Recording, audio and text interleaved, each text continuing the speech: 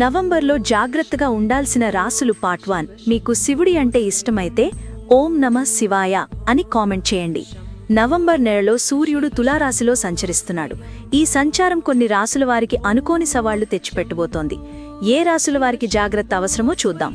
మిథున రాశి. మిథున రాశి వారు నవంబర్లో చాలా జాగ్రత్తగా ఉండాలి. ప్రేమ సంబంధాల్లో అపార్థాలు రావచ్చు. పిల్లల ఆరోగ్యం, చదువులు ఆందోళన కలిగించవచ్చు. కడుపు సమస్యల నుండి జాగ్రత్తగా ఉండండి. మేషరాశి. మేషరాశివారు వివాహ జీవితంలో ఉద్రిక్తతని ఎదుర్కొనే అవకాశం ఉంది. వ్యాపారంలో భాగస్వామ్య సమస్యలు తలెత్తవచ్చు. కళ్ళు, తలనొప్పి వంటి సమస్యలు రావచ్చు. ఓపికతో ముందుకు సాగండి. కర్కాటక రాశి.